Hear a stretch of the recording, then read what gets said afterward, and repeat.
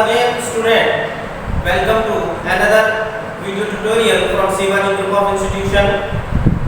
पिछली क्लास में मैंने आपको central dogma of molecular biology के बारे में बताया था। आज ट्रांसक्रिप्शन की प्रोसेस को आगे बढ़ाते हुए बताना चाहूँगा कि डीएनए में दो स्ट्रैंड होते हैं, दोनों स्ट्रैंड एक दूसरे के एंटी पैरेलल होते हैं। एक स्ट्रैंड 5' to 3' डायरेक्शन में रन करता है तो दूसरा स्ट्रैंड 3' to 5' डायरेक्शन में रन करेगा। चार्लॉफ ने बताया था दोनों स्ट्रैंड एक दूसरे के एंटी पैरेलल होते हैं। एक अगर 5' to 3' डायरेक्शन में रन करेगा तो दूसरा स्ट्रैंड जो है वो 3' to 5' डायरेक्शन में रन करेगा। और इसके बाद इन दोनों में कॉम्प्लीमेंट्री बेस पेयरिंग रूल के हिसाब से जो नाइट्रोजनस बेस होते हैं वो एक दूसरे से जुड़ते हैं। एडेनिन हमेशा थाइमिन के साथ पेयर करेगा डबल बॉन्ड के साथ, और ग्वानिन हमेशा साइटोसिन के साथ पेयर करेगा ट्रिपल बॉन्ड के साथ। इतना हम चार्लॉफ रूल में पढ़ चुके थे। ट्रांसक्रिप्शन की प्रोसेस में जैसा कि आप लोगों को पता है कि डीएनए से मैसेंजर आरएनए मॉलिक्यूल का फॉर्मेशन होता है, इसको हम आरएनए मॉलिक्यूल भी कह सकते हैं। ये जो मैसेंजर आरएनए या आरएनए मॉलिक्यूल बनता है इसी प्रोसेस को हम ट्रांसक्रिप्शन कहते हैं। यहाँ पे मैंने आपको बताया था कि पहला स्ट्रैंड जो 5' 3' डायरेक्शन में होगा, दूसरा 3' to 5' डायरेक्शन में होगा। जो स्ट्रैंड 5' to 3' डायरेक्शन में होगा उसको नॉन टेम्पलेट स्ट्रैंड या सेंस स्ट्रैंड भी कहेंगे। अब ये चीज बहुत ज्यादा इंपॉर्टेंट है, ये नॉन टेम्पलेट स्ट्रैंड है, इसको सेंस स्ट्रैंड भी कहेंगे। ये नॉन टेम्पलेट स्ट्रैंड क्यों कहा गया है इसको, इसका भी रीजन है। पहले इसको समझिए, ये वाला स्ट्रैंड जो है ये टेम्पलेट स्ट्रैंड कहलाएगा। इस टेम्पलेट स्ट्रैंड को नॉनसेंस स्ट्रैंड भी कहते हैं। तो इसको टेम्पलेट क्यों कहा और इसको नॉनसेंस स्ट्रैंड क्यों कहा, इसको नॉन टेम्पलेट स्ट्रैंड क्यों कहा और सेंस स्ट्रैंड क्यों कहा, इसके बारे में बात करते हैं। देखिए यहाँ पर जो नॉन टेम्पलेट स्ट्रैंड है इसको हमने नॉन टेम्पलेट स्ट्रैंड इसलिए कहा है क्योंकि यहाँ पर जो आरएनए मॉलिक्यूल बनेगा, जो मैसेंजर आरएनए मॉलिक्यूल बनेगा वो 3' to 5' स्ट्रैंड के ऊपर बनेगा। यहाँ पे डायग्राम भी दिखाया गया है, यहाँ पे ध्यान दीजिएगा। ये 3' to 5' वाला स्ट्रैंड है, तो ये 3' to 5' वाला स्ट्रैंड है। ये देखिए यहाँ पे 3' to 5' वाला स्ट्रैंड है, इसी पे मैसेंजर आरएनए मॉलिक्यूल बनता है। तो जिस स्ट्रैंड के ऊपर मैसेंजर आरएनए मॉलिक्यूल बनेगा वो टेम्पलेट की तरह काम करेगा, इसलिए इसको हम टेम्पलेट स्ट्रैंड कहते हैं। क्योंकि ये टेम्पलेट स्ट्रैंड की तरह काम नहीं करता इसलिए इसको नॉन टेम्पलेट स्ट्रैंड कहते हैं। अब बात करते हैं कि नॉन टेम्पलेट स्ट्रैंड को सेंस स्ट्रैंड क्यों कहा गया और टेम्पलेट स्ट्रैंड को नॉन सेंस स्ट्रैंड क्यों कहा गया। देखिए यहाँ पर अगर हम बात करें कि जो मैसेंजर आरएनए हमारे यहाँ पर बनेगा वो एक्चुअली में 5' 3' वाले स्ट्रैंड की कॉपी होगा, एग्जैक्ट कॉपी होगा, बशर्ते थाइमिन के स्थान पर मैसेंजर आरएनए में यूरेसिल मॉलिक्यूल होगा, यूरेसिल नाइट्रोजनस बेस होगा। तो यहाँ पर इसलिए क्योंकि ये जो नया मैसेंजर आरएनए बन रहा है ये नया मैसेंजर आरएनए मॉलिक्यूल इस वाले स्ट्रैंड की 5' to 3' डायरेक्शन वाले स्ट्रैंड की एग्जैक्ट कॉपी बनता है, बशर्ते वहां पे थाइमिन की जगह यूरेसिल आ जाता है। जो आरएनए बनता है उसमें थाइमिन के स्थान पे क्या आ जाता है, यूरेसिल आ जाता है। बाकी नाइट्रोजनस बेस सेम होते हैं, इसलिए हम इसको सेंस स्ट्रैंड कहते हैं। क्योंकि इस जो मैसेंजर आरएनए मॉलिक्यूल बना है उसका सेंस इसके सेंस से बिल्कुल मिल रहा है, इसलिए इसको हम सेंस स्ट्रैंड कहेंगे और इसके अपोजिट वाले स्ट्रैंड को नॉन सेंस स्ट्रैंड कहेंगे। इतनी बात आपको समझ में आ गई होगी। Non template strand sense strand भी कहलाता है, template strand non sense strand कहलाता है। अब बात करते हैं यहाँ पे कि देखिए ये जो 5' 3' डायरेक्शन पे जो नाइट्रोजन बेस का सीक्वेंस दिया गया है उसके कॉम्प्लीमेंट्री बेस पेयरिंग रूल के हिसाब से 3' to 5' पे हमारे पास नाइट्रोजनस बेस का सीक्वेंस दे रखा है। ए की जगह टी आया, टी की जगह ए आया, सी की जगह जी आया, जी की जगह सी आया, ए की जगह टी, सी की जगह जी की जगह सी, टी की जगह ए, सी की जगह जी, ए की जगह टी और ए की जगह टी की जगह ए और ए की जगह टी। तो ये तो हमारे पास सीक्वेंस बना हुआ है। हमको यहाँ पर टेम्पलेट स्ट्रैंड दे रखा है, मान लीजिए अगर टेम्पलेट स्ट्रैंड दे रखा है तो टेम्पलेट स्ट्रैंड के हिसाब से मैसेंजर आरएनए को बनाना है। तो कैसे बनाएंगे इसको ध्यान से समझिएगा। ये देखिए यहाँ पर आपको पता है एडेनिन, ग्वानिन, थाइमिन, साइटोसिन ये 4 नाइट्रोजन बेस डीएनए में पाए जाते हैं। यहाँ पर याद रखिएगा जो भी मैसेंजर मैसेंजर आरएनए मॉलिक्यूल हम बनाएंगे, अगर डीएनए मॉलिक्यूल टेम्पलेट स्ट्रैंड के ऊपर जो टी होगा वो टी हमेशा ए से रिप्लेस करेगा। किससे रिप्लेस करेगा? ए से रिप्लेस करेगा। और अगर डीएनए के टेम्पलेट स्ट्रैंड के ऊपर ए आता है तो ए हमेशा यू से रिप्लेस करता है, क्योंकि यहाँ पर पहले डीएनए होता तो यहाँ थाइमीन होता, तो थाइमीन तो यहाँ होता नहीं है मैसेंजर आरएनए, उसकी जगह यूरेसिल होता है। इसलिए ए हमेशा किससे रिप्लेस करेगा? यू से रिप्लेस करेगा। ए की जगह यू लिख देंगे और टी की जगह हम क्या लिख देंगे? ए लिख देंगे। इसमें मैसेंजर आरएनए के ऊपर। तो इतनी चीज आपको ध्यान रखनी है, ए रिप्लेस होगा यू से और टी रिप्लेस होगा ए से। अब यहाँ पे बात करते हैं, देखिए यहाँ पर अब हमने ये मैसेंजर आरएनए है हमारा, इसको हम मैसेंजर आरएनए बोलेंगे। ट्रांसक्रिप्शन के दौरान ये मैसेंजर आरएनए हमारे पास बनेगा। टेम्पलेट स्ट्रैंड के ऊपर न्यूक्लियोटाइड का सीक्वेंस दे रखा है, जहाँ पे पहला बेस जो है हमारा थाइमीन है, थाइमीन यहाँ पर टी है, टी किसके ऊपर है? डीएनए के टेम्पलेट स्ट्रैंड के ऊपर है, तो यहाँ पर आरएनए के लिए क्या रिप्लेस होके आएगा? ए आएगा। इसलिए यहाँ पे मैसेंजर आरएनए में टी के प्लेस पर ए आया हुआ है। और अगर टेम्पलेट स्ट्रैंड में ए है तो मैसेंजर आरएनए में ए हमेशा किससे रिप्लेस होगा? यू से रिप्लेस होगा। ये देखिए यहाँ पे यू से रिप्लेस होगा, तो ए की जगह हमारे पास क्या आ जाएगा? यू आ जाएगा। तो ए की जगह हमारे पास यू आ जाएगा। और जी जो है, जैसा कि आपको पता है, जी हमेशा किससे रिप्लेस होता है? सी से रिप्लेस होता है, तो यहाँ पर हम सी लिख देंगे। यहाँ सी है तो ये जी से रिप्लेस हो जाएगा। फिर यहाँ पे टी आ गया, देखिए थाइमीन आ गया, थाइमीन यहाँ पर किससे रिप्लेस होगा? ए से रिप्लेस होगा, तो यहाँ पर ए आ जाएगा। यहाँ पर टी के स्थान पे क्या आ गया? ए आ गया। और सी के स्थान पर यहाँ क्या आ जाएगा? जी आ जाएगा। फिर ए आ गया, यहाँ पर ध्यान से देखिए टेम्पलेट स्ट्रैंड के ऊपर ए आ गया, तो ए किससे रिप्लेस होगा? यू से रिप्लेस होगा, तो यहाँ पर ए की जगह क्या आ जाएगा? यू आ जाएगा, यू से। और ये जी है तो वो सी से रिप्लेस हो जाएगा। ए है तो वो हमेशा किससे? यू से ही रिप्लेस होगा। ए की जगह क्या आ जाएगा? यू आ जाएगा। फिर यहाँ टी है, टी आ गया, डीएनए स्ट्रैंड के ऊपर किससे रिप्लेस होगा? ए से रिप्लेस होगा। अब देख लीजिए आप, ये जो हमको सीक्वेंस मिल गया, ये मैसेंजर आरएनए मॉलिक्यूल का सीक्वेंस हमको मिल गया, ठीक है। अब यहाँ पर एक चीज देखिए, जो हमको मैसेंजर आरएनए मॉलिक्यूल मिला हुआ है वो messenger RNA molecule 5' to 3' direction की एग्जैक्ट कॉपी है, इसीलिए तो उसको सेंस सिस्टम कहा गया है। एग्जैक्ट कॉपी है। देख लीजिए, ए की जगह ए आया, टी हमेशा किससे रिप्लेस होगा? टी हमेशा यू से रिप्लेस होगा। सी की जगह सी आया, जी की जगह जी, ए की जगह ए आया और जी की जगह फिर जी आ गया। टी हमेशा किससे रिप्लेस होगा? यू से रिप्लेस होगा। और सी हमेशा सी की जगह सी आया। और यहाँ पर देख लीजिए, ये जो है थाइमीन दिया हुआ है, थाइमीन यहाँ पर ए है तो ए की जगह क्या आया? यू आया, क्योंकि थाइमीन के स्थान पर क्या आ जाएगा? यूरेसिल आ जाएगा। ए की देखिए यहाँ पर ये वाला स्ट्रैंड और ये वाला स्ट्रैंड हूबहू एक जैसा है, टू कॉपी है, बट यहाँ पर थाइमीन के स्थान पर यूरेसिल रिप्लेस हुआ। ये देखिए यहाँ पर थाइमीन 1 2 और ये 3 थाइमीन यहाँ पर यूरेसिल से रिप्लेस हुए हैं, ये देखिए, ठीक है। तो इसीलिए इसको हम सेंस स्ट्रैंड कहते हैं। एक्चुअली जो मैसेंजर आरएनए बनता है वो जो होता है कॉपी होता है नॉन टेम्पलेट स्ट्रैंड की या सेंस स्ट्रैंड की, इसलिए इसको हम सेंस स्ट्रैंड कहते हैं। तो इतनी बात मेरी ख्याल से आपको समझ में आ गई होगी। इस प्रोसेस में देखिए, हाँ दूसरी चीज क्वेश्चंस कैसे पूछे जाते हैं, मेडिकल पॉइंट ऑफ व्यू से भी क्वेश्चंस पूछे जाते हैं। मान लीजिए अगर वो बोलता है क्वेश्चंस में कि डीएनए का टेम्पलेट स्ट्रैंड पर ये सीक्वेंस था, तो मैसेंजर आरएनए मॉलिक्यूल के ऊपर क्या सीक्वेंस होगा? तो इसका मैसेंजर आरएनए मॉलिक्यूल आप बना दीजिए। इसका बनाने का मेथड है, चाहे आप डायरेक्ट टेम्पलेट स्ट्रैंड से बना दीजिए या तो फिर टेम्पलेट स्ट्रैंड से पहले आप सेंस स्ट्रैंड बनाइए या नॉन टेम्पलेट स्ट्रैंड बनाइए कॉम्प्लीमेंट्री बेस पेयरिंग के हिसाब से। और फिर जब वो बन जाए तो वहां पर थाइमीन के स्थान पर हमेशा यूरेसिल रख दीजिए, बाकी चीजें वही रखिए। तो आपको ऐसे भी बन सकता है, आप इस स्ट्रैंड से भी बना सकते हैं, इस स्ट्रैंड से भी बना सकते हैं। अगर वो बोलता है नॉन टेम्पलेट स्ट्रैंड दिया हुआ है तो आप डायरेक्ट ऐसे बना सकते हैं, या तो फिर इसको ये बनाइए, डायरेक्टली बनाना है तो पहले ये बनाइए, फिर इसका कॉम्प्लीमेंट्री सेगमेंट बनाइए, फिर उसके बाद फिर आप मैसेंजर आरएनए बना दिए। किसी भी तरीके से क्वेश्चन पूछ सकता है आपसे, बट यहाँ पर आपको ये क्वेश्चंस आ जाएगा। तो आप हमेशा याद रखिएगा, डीएनए मॉलिक्यूल में अगर ए है तो वो हमेशा यू से रिप्लेस होगा, डीएनए मॉलिक्यूल के जगह अगर टी है तो वो हमेशा ए से रिप्लेस होगा मैसेंजर आरएनए के ऊपर।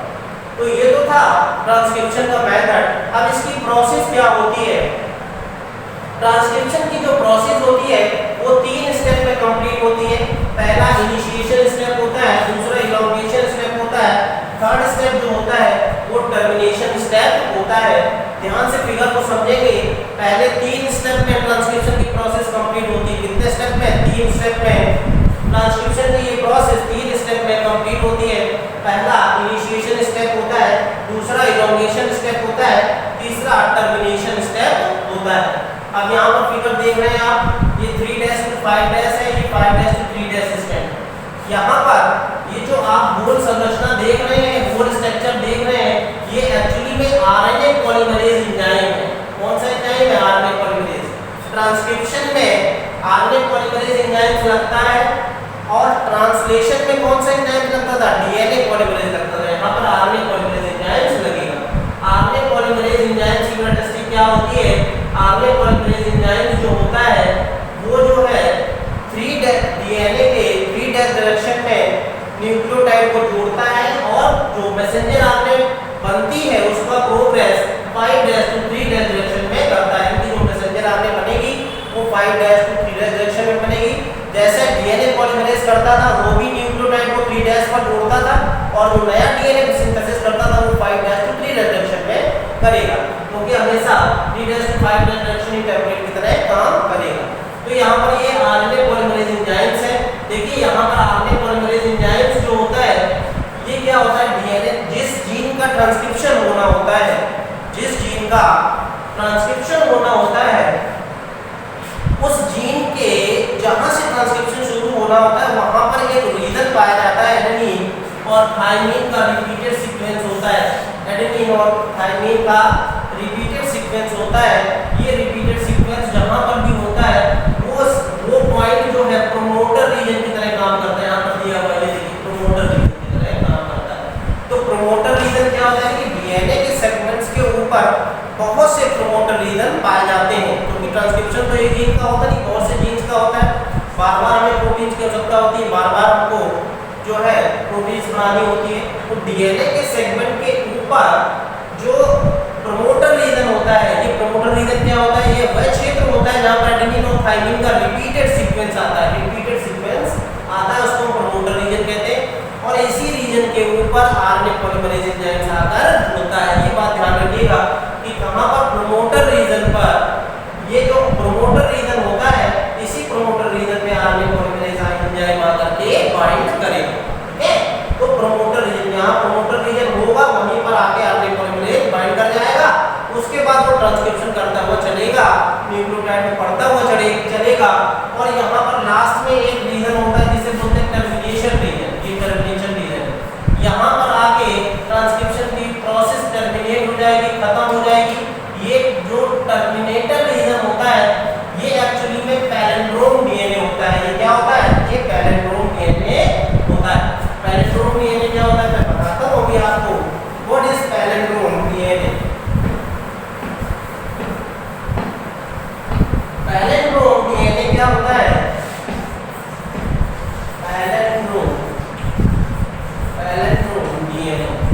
पैलिंड्रोम डीएनए एक्चुअली में क्या होता है? डीएनए का ऐसा सेगमेंट या ऐसा हिस्सा डीएनए का जहां पर अगर हम बेस को आगे से रीड करें या बेस को हम पीछे से रीड करें, दोनों तरफ से प्रोनाउंसिएशन सेम आता है। ऐसे सेगमेंट्स को, ऐसे रीजन को हम पैलिंड्रोम रीजन या पैलिंड्रोम डीएनए कहते हैं। इसका एक एग्जांपल मैं बताता हूं। जैसे आप इसको पढ़िए,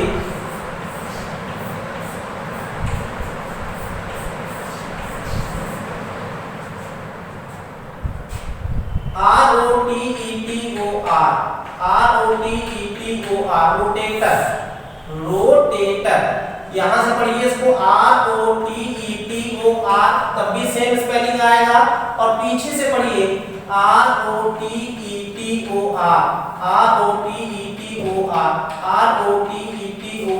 तो दोनों तरफ से रीड करने पर सेम साउंड आता है। तो अगर डीएनए पे कोई भी ऐसा सेगमेंट, जैसे मान लीजिए ATA,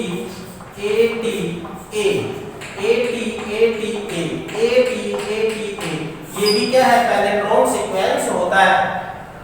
पैलिंड्रोम सीक्वेंस 4 से 7 नाइट्रोजनस बेस का बना होता है। 7 नाइट्रोजनस बेस का बना होता है।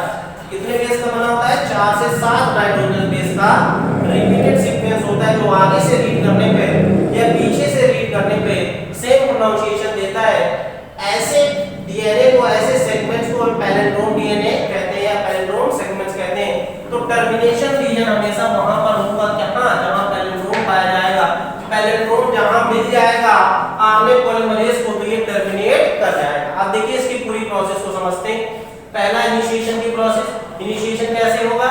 जहां प्रमोटर रीजन होगा वहां पे आरएनए पॉलीमरेज एंजाइम आकर के बाइंड कर जाएगा, और ये आरएनए पॉलीमरेज एंजाइम जो है इसके बीच में जो हाइड्रोजन बॉन्डिंग होती है उसको क्या कर देगा? मेल्ट कर देगा। जो हाइड्रोजन बॉन्डिंग होती है उसको ब्रेक कर देगा। यहाँ पर आरएनए पॉलीमरेज ये हाइड्रोजन बॉन्डिंग ब्रेक करता है, वापस जोड़ने का भी काम यहीं पर ट्रांसक्रिप्शन की प्रोसेस में आरएनए पॉलीमरेज एंजाइम ही करेगा। तो यहाँ पर ये नाइट्रोजनस बेस का के बीच में जो हाइड्रोजन बॉन्डिंग थी वो ब्रेक हो गई। ब्रेक होने के बाद यहाँ पर देखिए ये जो है न्यूक्लियोटाइड यहाँ पर इकट्ठे होते चले जाएंगे और इस तरीके से कॉम्प्लीमेंट्री बेस पेयरिंग होती जाएगी। और ये देखिए मैसेंजर आरएनए मॉलिक्यूल बन रहा है। ये मैसेंजर आरएनए कितना 5' से 3' डायरेक्शन में मैसेंजर आरएनए मॉलिक्यूल बनेगा यहाँ। तो इस तरीके से ये प्रमोटर रीजन होता है। प्रमोटर रीजन यहाँ पर क्या करेगा? यहाँ पर क्या आरएनए पॉलीमरेज बाइंड करके क्या कर देगा? मेल्टिंग कर देगा हाइड्रोजन बॉन्ड की, और हाइड्रोजन बॉन्ड ब्रेक हो जाएंगे। धीरे-धीरे आरएनए पॉलीमरेज एंजाइम आगे बढ़ता जाएगा और जीन्स को ट्रांसक्रिप्ट करता जाएगा। यहाँ पर सेकंड प्रोसेस होती है इलोंगेशन की। ये इनिशिएशन की प्रोसेस थी। अब इलोंगेशन की प्रोसेस के बारे में बात करते हैं। ये देखिए प्रमोटर रीजन को यहाँ पर इसने छोड़ दिया है। आरएनए पॉलीमरेज एंजाइम आगे बढ़ के ट्रांसक्रिप्शन की प्रोसेस को प्रोसीड कर रहा है। यहाँ पर 5' to 3' डायरेक्शन में RNA polymerase RNA polymerase messenger RNA को बनाता हुआ चलता चला जा रहा है। यहाँ पर देखिए ये जो मैसेंजर आरएनए मॉलिक्यूल है ये बिल्कुल उस तरीके से बाहर निकलता है जिस तरीके से हम आलू को छीलते हैं। इस तरीके से आलू के छिलकों को जिस तरीके से छीलते हैं तो छिलका बाहर निकलता चला जाता है इस तरीके से। इसी तरीके से मैसेंजर आरएनए मॉलिक्यूल भी डीएनए के सेगमेंट से बाहर निकलता हुआ चला जाता है। इसी को इलोंगेशन प्रोसेस कहते हैं। टर्मिनेशन प्रोसेस में कहा होता है जहां पर पैलिंड्रोम सीक्वेंसेस मिल जाएगा वहां पर आरएनए पॉलीमरेज जो होगा वो क्या कर देगा? सेगमेंट को छोड़ करके बाहर निकल आएगा और मैसेंजर आरएनए फॉर्म कर दिया होगा यहाँ पर। तो यहाँ ये इसको हम टर्मिनेशन रीजन कहते हैं। यहाँ पर देखिए आरएनए पॉलीमरेज एंजाइम यहाँ पर छूट गया, निकल गया बाहर, और ये हमारे पास messenger RNA molecule 5' to 3' direction में बन गया। तो इस पूरी प्रोसेस को हम ट्रांसक्रिप्शन की प्रोसेस कहते हैं। 3 स्टेप्स होते हैं। कौन-कौन से? इनिशिएशन, इलोंगेशन और टर्मिनेशन। मेजर एक ही एंजाइम का रोल है डीएनए ट्रांसक्रिप्शन की प्रोसेस में। एक ही एंजाइम पार्टिसिपेट करता है। कौन सा? RNA polymerase enzyme. यही हाइड्रोजन बॉन्ड को ब्रेक करेगा और यही आगे न्यूक्लियोटाइड को जोड़ने का भी काम करेगा। जबकि ट्रांसलेशन की प्रोसेस में बहुत सारे एंजाइम्स पार्टिसिपेट कर रहे थे, यहाँ पर केवल एक ही एंजाइम पार्टिसिपेट करेगा। ठीक है, तो ये हो गया इनिशिएशन स्टेप, इलोंगेशन स्टेप और ये termination step.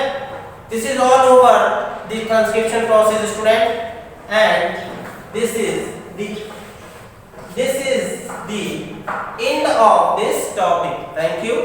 Meet you again in another video tutorial. Thank you.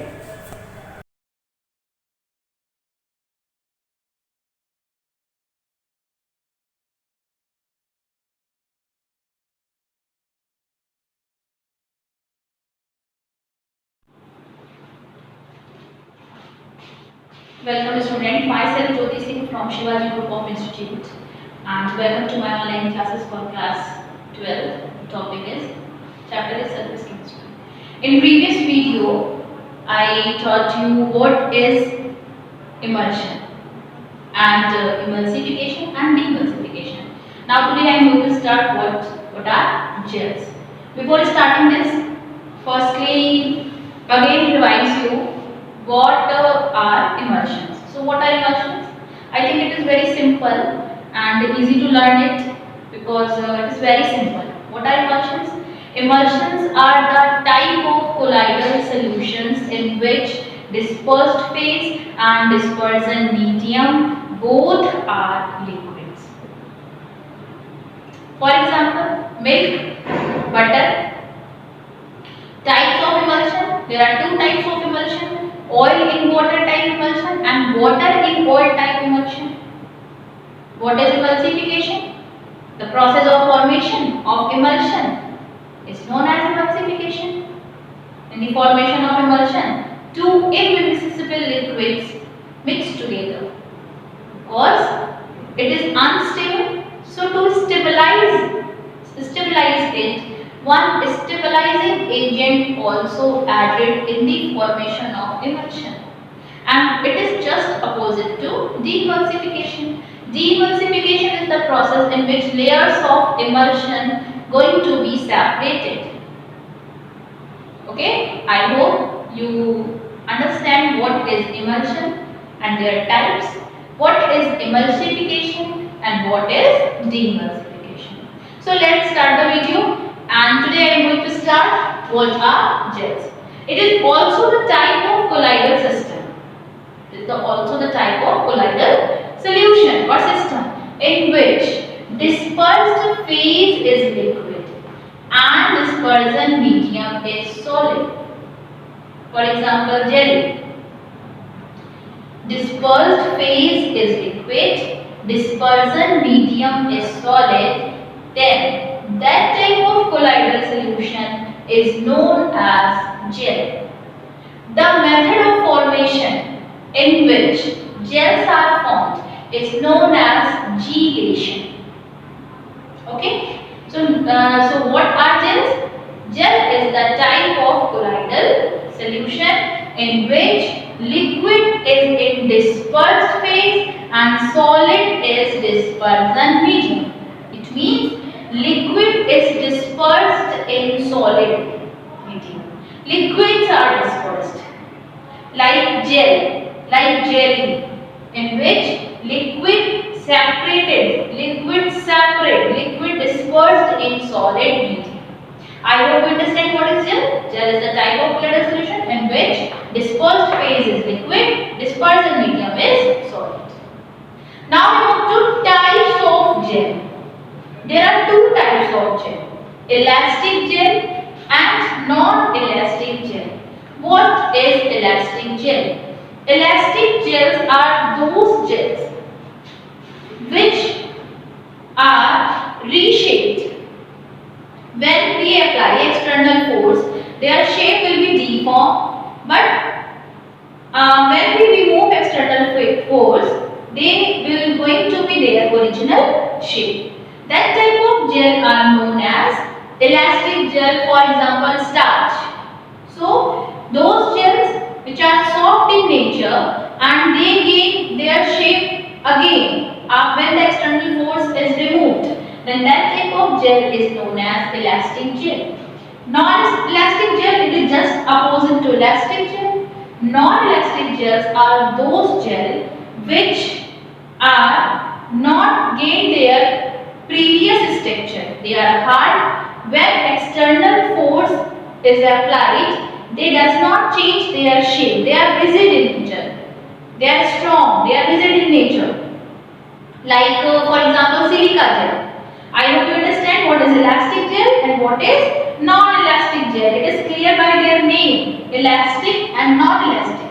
Elastic, they can change their shape when we apply external force, and when we remove just external force, they back to their original shape. And non-elastic gel are those gel which does not change their shape when we apply external force.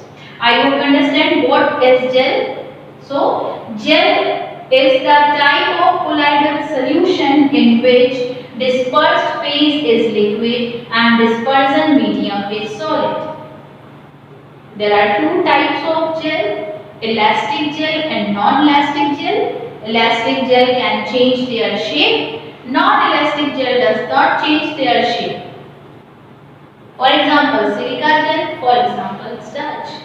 And the method in which gels are formed is known as gelation. Thank you.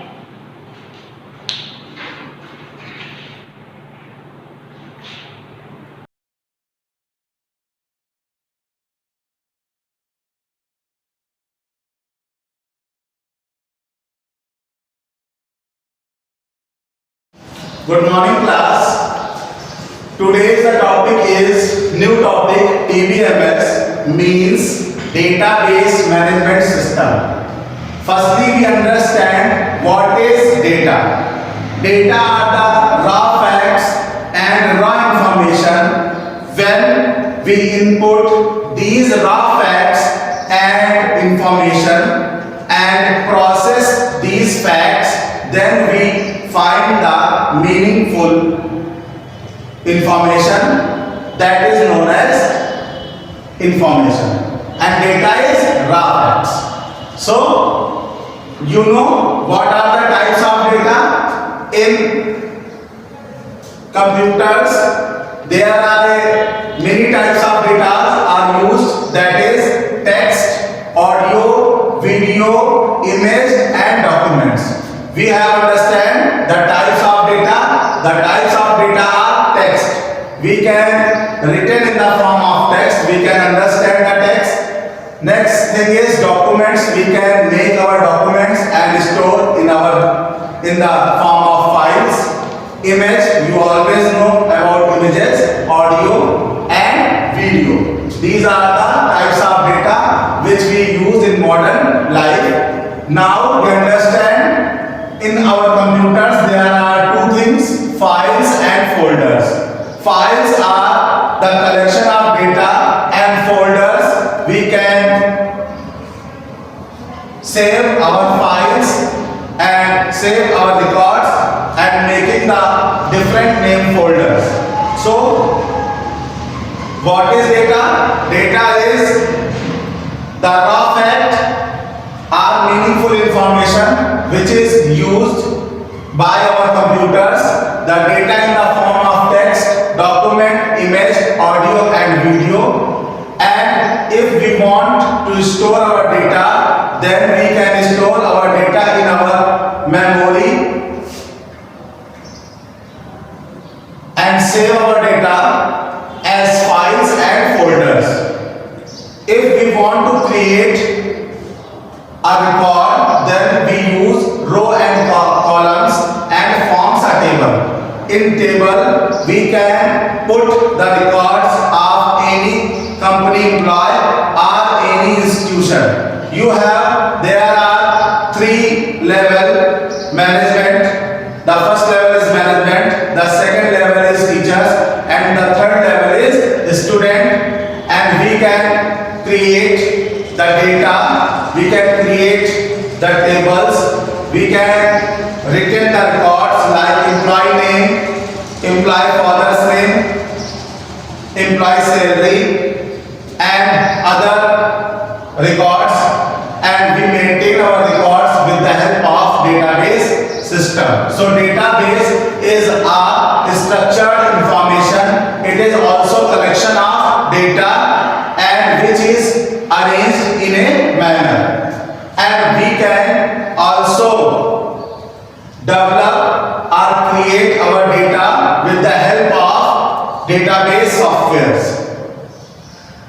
We can do different operations like access, manage and update our data time to time. So for creating a database, we use DBMS softwares like Foxflow, Oracle, MS Access, Sybase, MS SQL Server. These are the softwares which can manage the database very easily on computers, and we can restore our data. We can make our data backups with the help of secondary memory, and we can put our data in the form of CDs, DVDs and pen drives.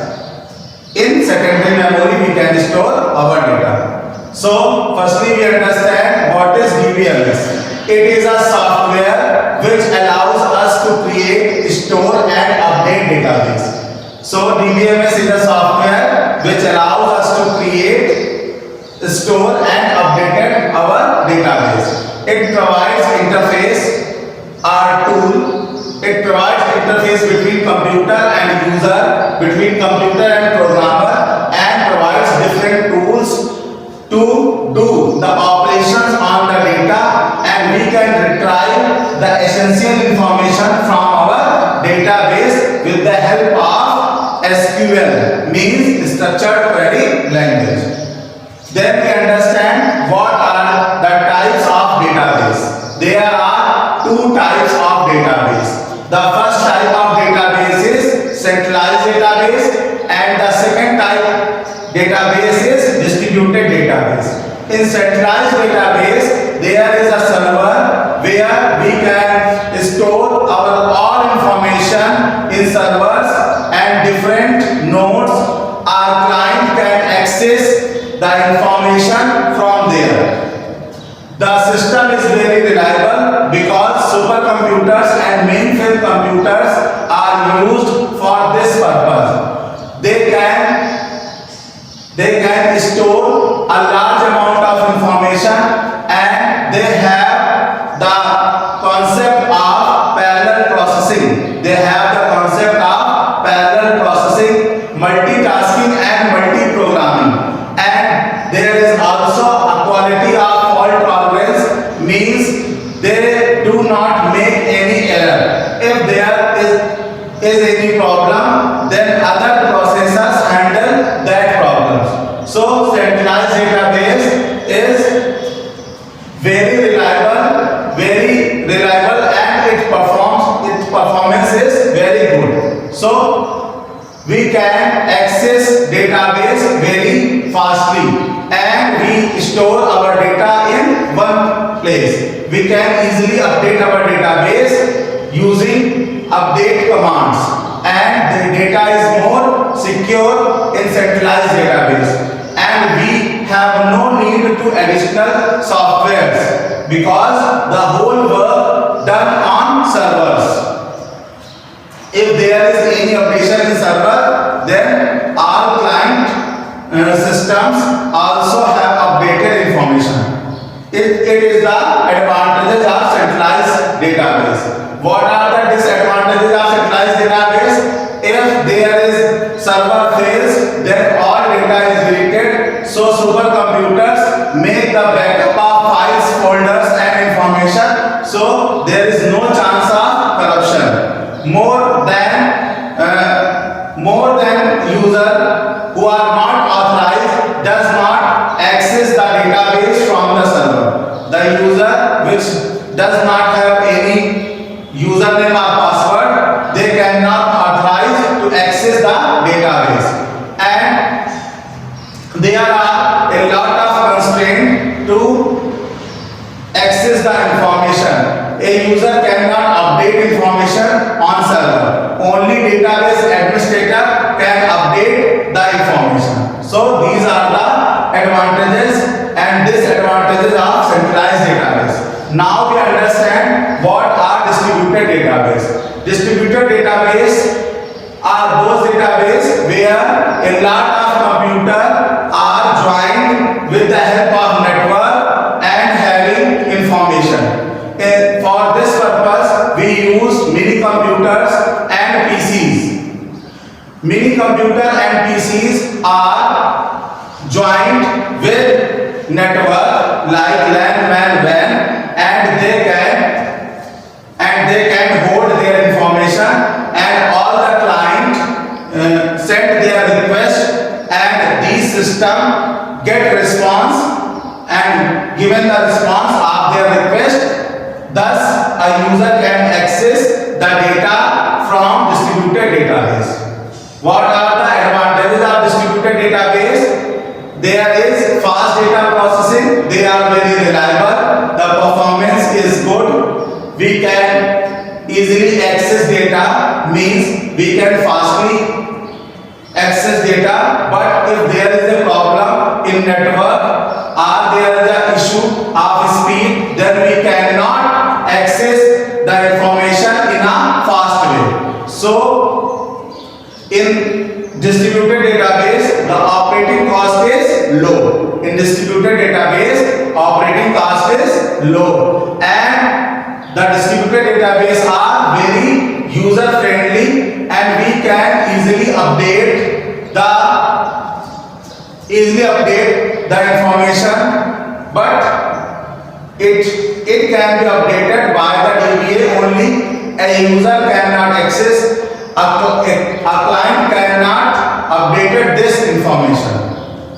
What are the disadvantages of distributed database? There is less security, so there is the issue of security. Unauthorized person want to access the data from distributed database, so less security here. And there are different type of computers are used in distributed database.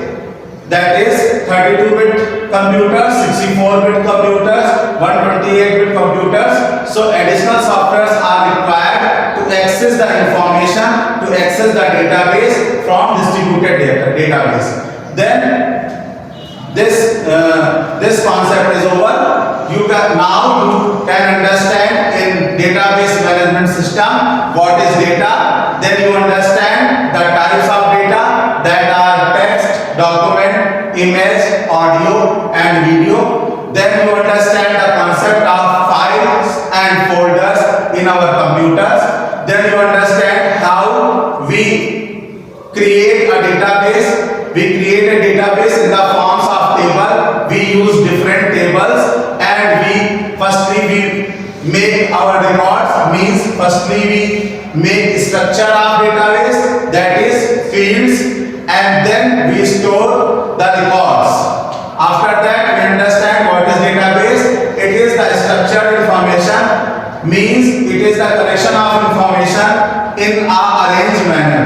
Then what are the operation of database? We can create our database, we can access our database, we can manage our database, we can modify our database, and we can also update our database time to time. Then we understand what are the DBMS softwares, or which softwares are used in DBMS. Means which softwares are used to manage the database. That are Foxtrot, Oracle, MS Access, Sybase and MS SQL Server. Because nowadays the data is more and more, so a term is used, big data. Then we understand what is the definition of database management system. It is a software which allows us to create, store and update database. It also provides interface to the user and computer to easily interact with operating system. Then we understand the types of database. There are two types of database, centralized database and distributed database. In centralized database there is one server and all the information is stored in the different CPUs. These servers are the systems known as supercomputers and mainframe computers. They have the concept of multitasking, multiprocessing, and there is a virtue that is fault tolerance. There is a virtue that is fault tolerance. The centralized database means in centralized database the whole information is stored in one server and client can access, a lot of client can access this information on their system having their username and password. Having their username and password. Because the system are more secure. Without having the password you cannot access information from centralized database. You know, railway reservation system, air reservation system is the example of centralized database. And what are the advantages of centralized database? They are reliable, they are availability, and they perform very well. And we can access database very fastly. Data is stored in one place. We can update a database very easily. They are more secure, and additional softwares are not required. What are the disadvantages of database? If server fails, then all data deleted. For that condition, we use backup. We use backup files, and backup means to store the information in another place. More user cannot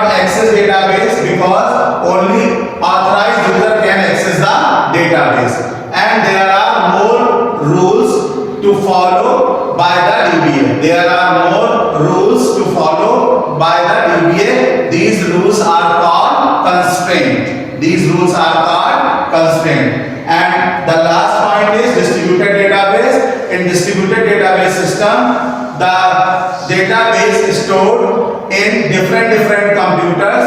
They are in different place also, and they can manage by a network. That network in the form of LAN, MAN and WAN. If the network speed is high, then we can easily access our data. And what are the advantages of distributed database? They are fast data processing, they are reliable, the performance is good, there is fast data access, the operating cost is low, and they are very user friendly, and a user can use this system very easily, and we can easily update our information. But there are some disadvantages like less security and additional softwares are required because the systems are different. Mainly mini computer and PCs are used in distributed database system. Thank you class. In next turn we understand more and more about this topic.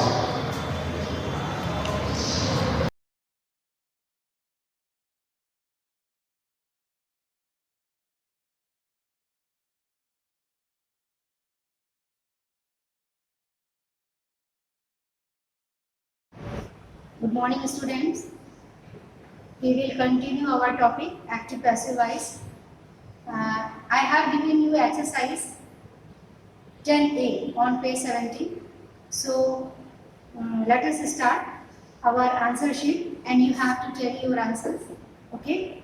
Just see the exercise on page 17, sentence number 1. The children sang the national anthem. Answer will be the national anthem was sung by the children. Next one, he may send his servant if he does not come.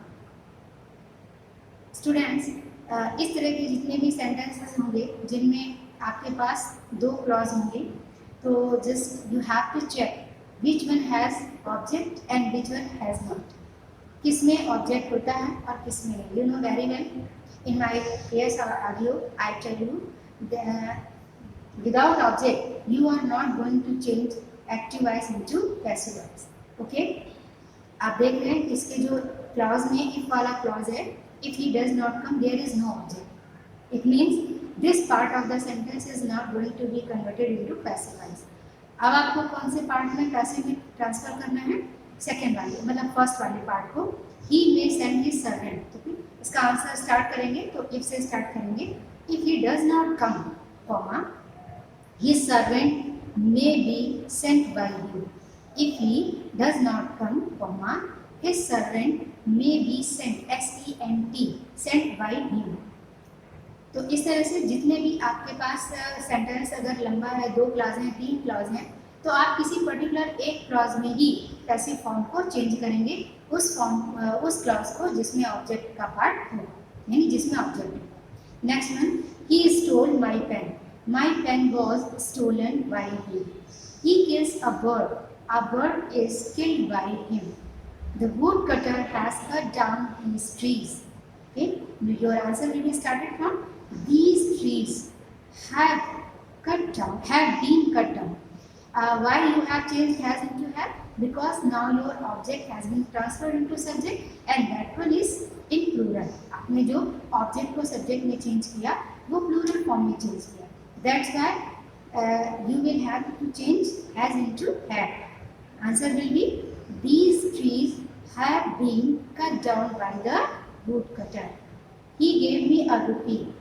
The sentence has two object, indirect and direct, both the object, जिसमें आपका मी भी indirect object है और रुपी आपका direct object है. जिसमें दोनों object होते हैं उसको हम दोनों तरह से पैसिव में ट्रांसफर कर सकते हैं. तो फर्स्ट आंसर इसका ये भी करेक्ट है कि I was given a rupee by him, और डायरेक्ट ऑब्जेक्ट से करेंगे तो a rupee was given to me by him. यानी यहाँ पे हमें केवल प्रीपोजिशन की हेल्प लेनी पड़ रही है आपको डायरेक्ट ऑब्जेक्ट को पीछे ले जाने के लिए. ठीक है. पर सेंटेंस दोनों ही करेक्ट है। She can break it, it can be broken by her. I have taken food, food आपका फूड और ऑब्जेक्ट है जो सब्जेक्ट बनेगा, तो अकॉर्डिंग टू न्यू सब्जेक्ट आपका जो हेल्पिंग वर्ब है that will be in singular form. तो क्या होगा answer? Food has been taken by me. He writes a letter, a letter is written by him. The carpenter did not make this chair. This chair was not made by the carpenter. We could not finish it. It could not be finished by us. Someone left the pen in a classroom yesterday. In a classroom yesterday, that one is complement. आपका object क्या है? Pen. ठीक है? तो the pen was left in a classroom yesterday. There is no need to write by someone. क्यों? क्योंकि इस तरह के पर्सनल प्रोनाउन जिसका कोई हटा देने से मीनिंग पे असर नहीं पड़ता, उनको हम बाई प्लस एजेंट के रूप से नहीं लिखते। मतलब बाई और उसके बाद जो ऑब्जेक्ट बनाने वाला पार्ट होता है उसको रिमूव कर देते, उसकी कोई नीड नहीं होती। Next one, we must look into this matter. This matter must be looked into by us.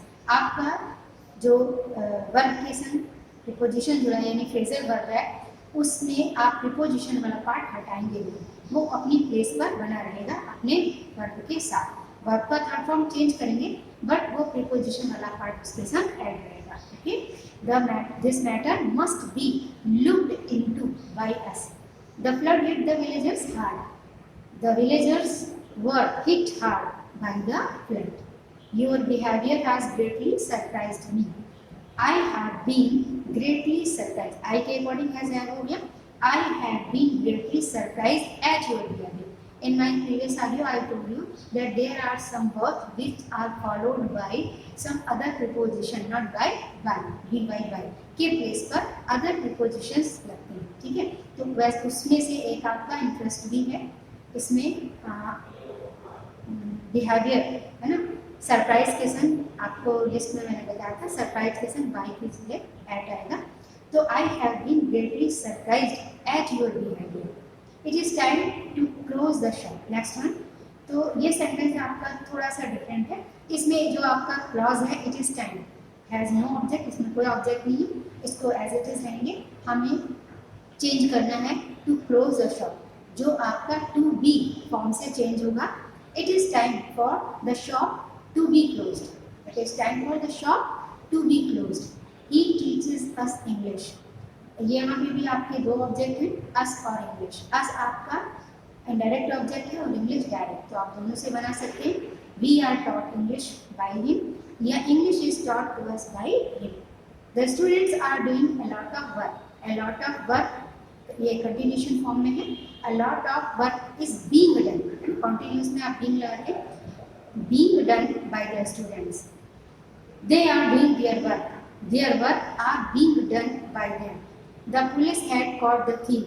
The thief had been caught by the police. Next one, I found the boys laughing at me. Okay, laughing at me ये आपका object नहीं है, object है आपका boys, तो आप उसी part को सब्जेक्ट में कन्वर्ट करेंगे। The boys were found. boys plural है तो पास्ट इंडेफिनिट के अकॉर्डिंग आपका यहाँ पे वर आएगा।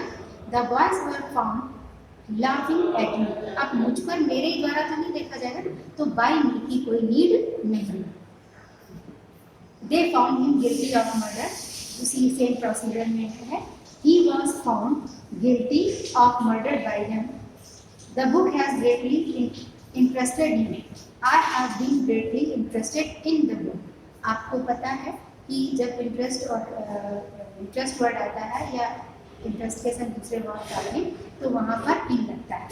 इंटरेस्ट और इंटरेस्ट के अलावा आपका जो है वो कंटेन्ड वर्ड है, इंटरेस्टेड है, इन दोनों में बाई के प्लेस पे इन आता है। इन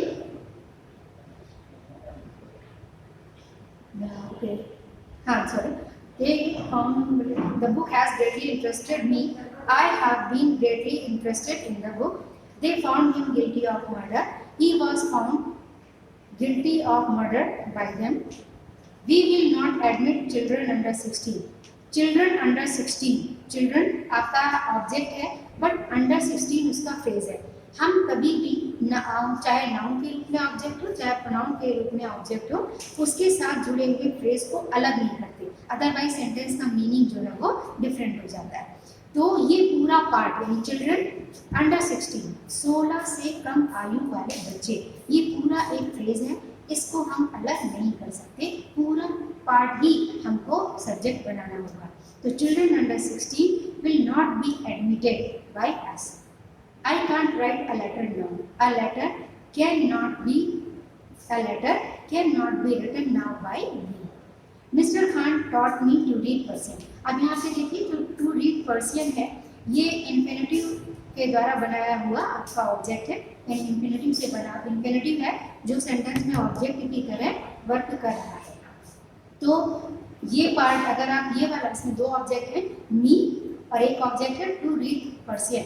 मी इनडायरेक्ट ऑब्जेक्ट है, टू रीड पर्सियन ये आपका डायरेक्ट ऑब्जेक्ट है। ठीक है, हम दोनों से बना सकते हैं। जैसे मी वाला, I was taught to read Persian by mister Khan. अगर हम टू रीड पर्सियन यानी जो इन्फिनेटिव द्वारा बनाया गया ऑब्जेक्ट है उस पार्ट को उठाएंगे तो ये हो जाएगा to read Persian was taught to me by mister Khan.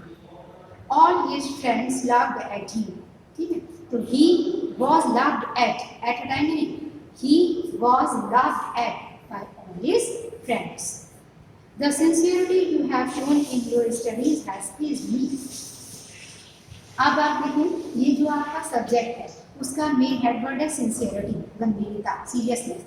कौन सी सीरियसनेस? जो आपने स्टडी में दिखाई। तो सिंसियरिटी आपका हेडवर्ड है और बाकी पूरा उसका फ्रेज है। हम इस सब्जेक्ट को पूरा पार्ट सब्जेक्ट वाला ऑब्जेक्ट में ट्रांसफर करेंगे। अगर हम इसको ब्रेक करने की कोशिश करेंगे तो आपके सेंटेंस का मीनिंग जो है वो रॉन्ग हो जाएगा। ठीक है, तो ऑब्जेक्ट पहले उठाते हैं। I have been pleased with the sincerity you have shown in your study. ये पूरा आपका पार्ट सब्जेक्ट का ऑब्जेक्ट में कन्वर्ट हो जाएगा। Now next one, great man accomplish great things. Great things are accomplished by great man. And last one is we planted 2000 trees in our college last year. आपका object है trees, तो 2000 trees ये आपका object है। तो 2000 trees were planted in our college last year by student. This one is exercise based on assertive sentence. In our next video we will continue further part of active passive, that will be interrogative sentences. And till then, have a nice day.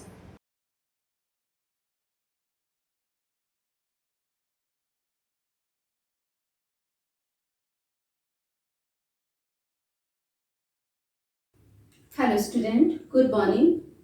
कक्षा 12 सामान्य हिंदी के अंतर्गत बच्चों, अपने पूर्व के video में मैंने आपको रस पढ़ाया था और रस के अंतर्गत मैंने श्रृंगार रस का रिवीजन आपको कराया था। तो आज जो मैं रस आपको पढ़ाने जा रही हूँ वो है करुण रस। करुण रस। तो सबसे पहले बच्चों इसकी लिखी जाती है परिभाषा। इसकी परिभाषा क्या है? प्रिय की अप्राप्ति, प्रिय की अप्राप्ति, अप्रिय की प्राप्ति, अप्रिय की प्राप्ति, बंधु विनाश, बंधु विनाश, बंधु विनाश, द्रव्यहानि, द्रव्यहानि, द्रव्यहानि, द्रव्यहानि को बच्चों बोलते हैं धन हानि, द्रव्यहानि, आदि से मन में, आदि से मन में, शोक नामक, कौन सा? शोक नामक, शोक नामक स्थायी भाव, स्थायी भाव, स्थायी भाव जागृत होता है, जागृत होता है,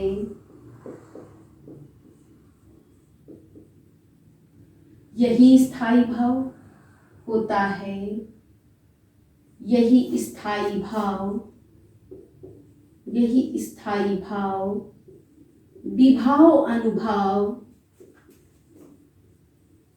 विभाव अनुभाव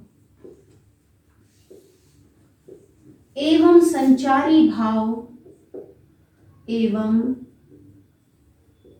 संचारी भाव,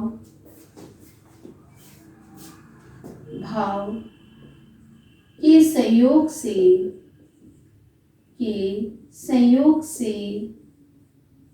रस दशा को प्राप्त होता है, संयोग से रस दशा को प्राप्त होता है, को प्राप्त होता है,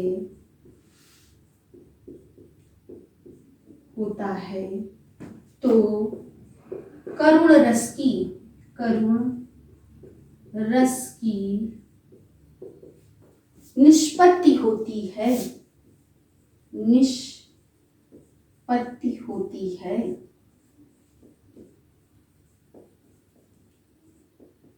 बच्चों, करुण रस की परिभाषा क्या है? प्रिय की अप्राप्ति, जो आपको प्यारा हो वो ना मिले, अप्रिय की प्राप्ति, जो आप ना चाहते हो वो मिल जाए, बंधु विनाश एवं धन हानि आदि से मन में जो शोक नामक स्थायी भाव जागृत होता है। जब यही शोक नामक स्थायी भाव विभाव अनुभाव और संचारी भावों के संयोग से रस दशा को प्राप्त होता है तो करुण रस की निष्पत्ति होती है। मैंने इसकी परिभाषा यहाँ पर लिखी, प्रिय की अप्राप्ति, अप्रिय की प्राप्ति, बंधु विनाश, द्रव्य हानि आदि से मन में शोक नामक स्थायी भाव जागृत होता है। यही स्थायी भाव विभाव अनुभाव और संचारी भाव के संयोग से रस दशा को प्राप्त होता है तो करुण रस की निष्पत्ति होती है। अब बच्चों, हम सरल से सरल उदाहरण याद करेंगे जिससे हमें परीक्षा में रस लिखने में कोई भी परेशानी ना हो और उसका स्पष्टीकरण हम अच्छे से दे सकें। तो इसका उदाहरण मैं लिख रही हूं। कौन सा रस पढ़ा रही हूं बच्चों आपको? करुण रस। करुण रस उदाहरण है इसका,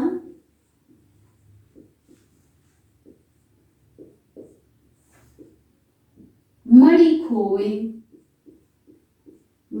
खोए भुजंग सी जननी, भुजंग सी जननी। बच्चों, जैसे लिख रही हूं वैसे लिखेंगे आप लोग। मणि खोए भुजंग सी जननी, फन सा पटक रही थी शीस,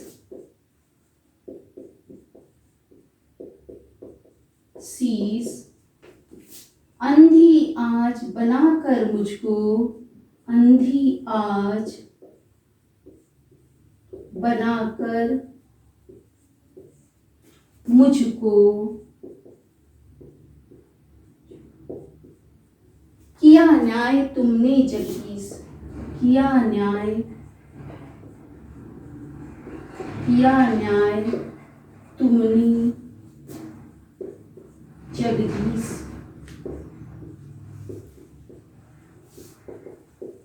मणि खोए भुजंग सी जननी, फन सा पटक रही थी शीस, अंधी आज बनाकर मुझको, किया न्याय तुमने जगदीश। ये बच्चों उदाहरण आपने 10th में याद किया होगा, तो ये जो है काफी सरल है और याद करने के लिए आसान है, तो आप इसी को याद कर लें। इसका स्पष्टीकरण इस प्रकार होगा कि श्रवण कुमार के जब बाण लग जाता है और वो मृत्यु को प्राप्त हो जाते हैं और दशरथ जो है श्रवण कुमार के माता पिता के पास आते हैं और उन्हें श्रवण कुमार की मृत्यु का समाचार देते हैं, तो उनकी जो अंधी माँ होती है वो मणि खोए भुजंग सी जनी, जैसे कोई सर्पिणी हो और उसकी जो है मणि खो गई हो, उसके समान उनकी माता फन सा पटक रही थी।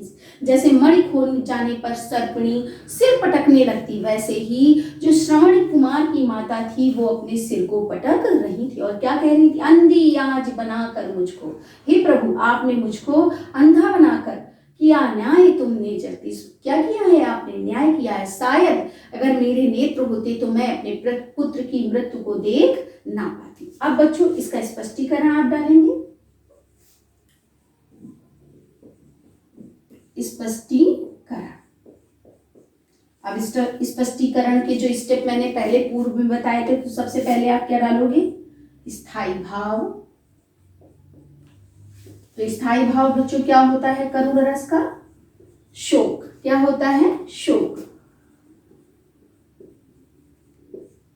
दूसरा आप क्या डालोगे, स्थायी भाव विभाव। और विभाव के मैंने दो भेद बच्चों आपको बताए थे, आलंबन विभाव और उद्दीपन विभाव। तो पहला क्या डालेंगे पॉइंट, आलंबन विभाव, आलंबन। और आलंबन की भी मैंने पुनः दो भेद बताए थे, पहला था आश्रय और दूसरा था विषय।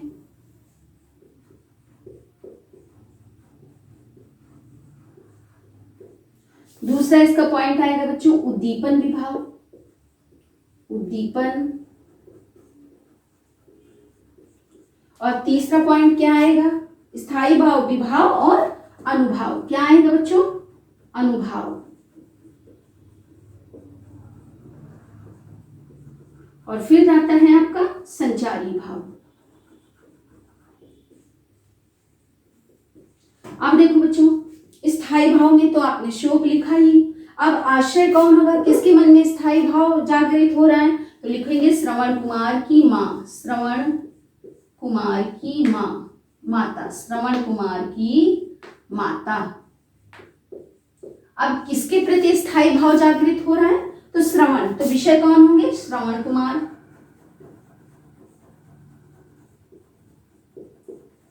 अब क्या कारण है, किस कारण ये स्थायी भाव उद्दीप्त हो रहा है, उत्पन्न हो रहा है, तो होगा उद्दीपन में लिखेंगे श्रवण कुमार की मृत्यु, श्रवण कुमार की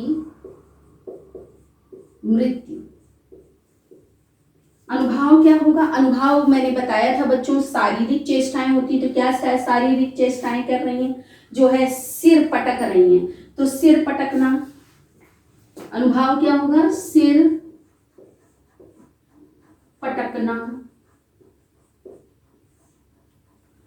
इसके बाद संचारी भाव क्या होंगे, जैसे विलाप, दुख, दीनता या दैन्यता, इसको दैन्यता लिखा जाता है, दैन्यता आदि। जड़ता भी होगा बच्चों यहाँ संचारी भाव। आया बच्चों समझ में। इसके बाद बच्चों जो मैं रस आपको रिवीजन में पढ़ाऊंगी वो है वीर रस। वीर रस भी आपने पूर्व की कक्षाओं में क्या किया है, पढ़ा हुआ है। तो यहाँ मैं 12th क्लास के अंतर्गत केवल आपका क्या करा रही हूँ, रिवीजन करा रही हूँ। अब हम कौन सा रस पढ़ेंगे, तो बच्चों अब मैं आपको कौन सा रस पढ़ाने जा रही हूँ, वीर रस। वीर रस, इसका स्थायी भाव तो बच्चों आपको मालूम ही होगा, क्या होता है इसका स्थायी भाव, जी हाँ उत्साह। तो सबसे पहले इसकी क्या जान लेते हैं, परिभाषा।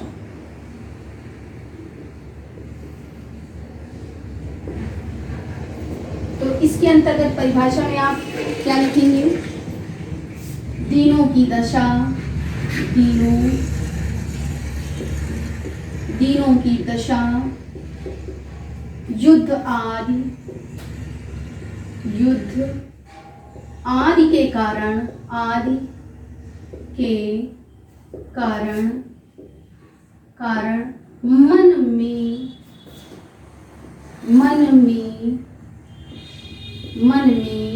जो उत्साह नामक, मन में जो उत्साह नामक स्थायी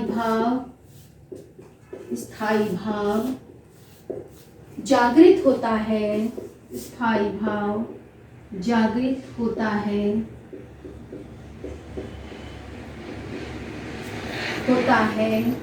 जब यही स्थायी भाव,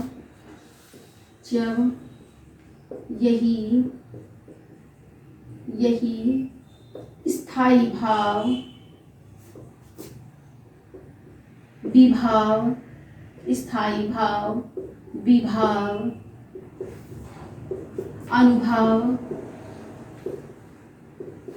अनुभाव और संचारी भावों से पुष्ट होकर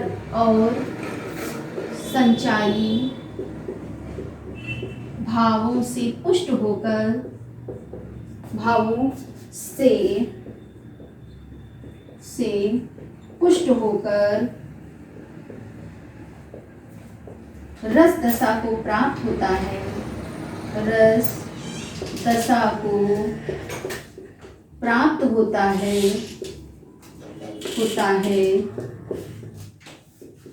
तब वीर रस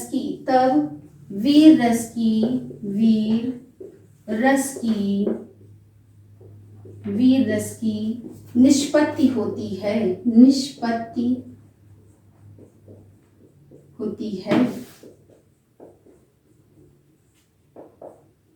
क्या परिभाषा बताई मैंने बच्चों? दीनों की दशा, युद्ध आदि के कारण मन में जो उत्साह नामक स्थायी भाव जागृत होता है, जब यही स्थायी भाव विभाव, अनुभाव और संचारी भावों से पुष्ट होकर रस दशा को प्राप्त होता है, तब वीर रस की निष्पत्ति होती है। बच्चों, वीर रस का उदाहरण और उसका स्पष्टीकरण मैं अगले वीडियो में आपको बताऊंगी। आज के लिए इतना ही पर्याप्त है। Have a nice day.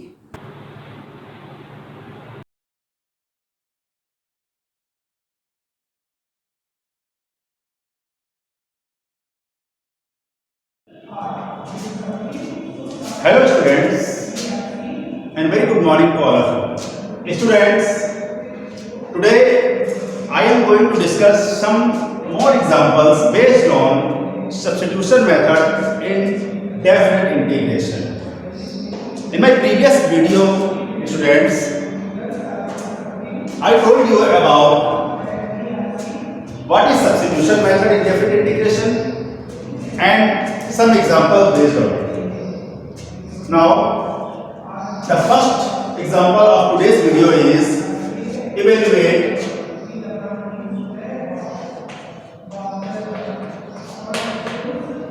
evaluate 0 to pi dx upon 5 plus 4 cos x dx by substitution method.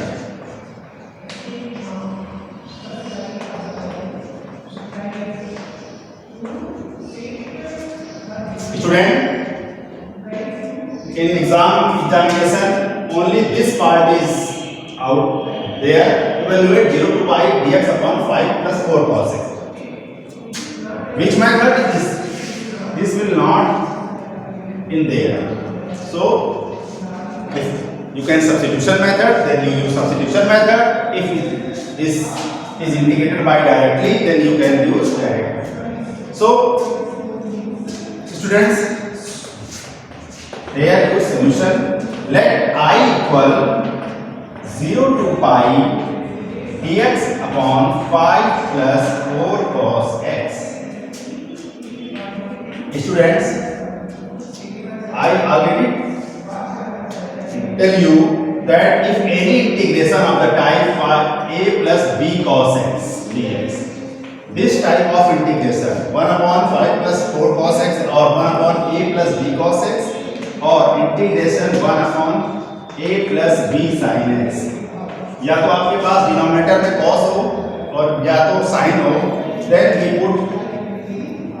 then we put cos x equal 1 minus tan square x by 2 students upon 1 plus tan square x by 2 formula, or sin x equal 2 tan x by 2 upon 1 plus tan square x by 2.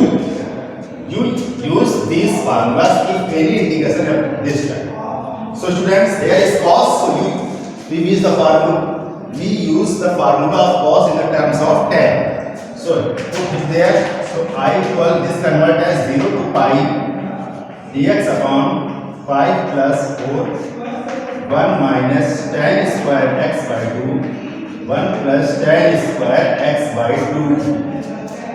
Now simplifying this, taking LCM students, then LCM is 1 plus tan square x by 2. This is in upward, so 1 plus tan square x by 2 after taking LCM, and this gives 5 from the 5, 5 4s are 4, 5 5s are 5 tan square x by 2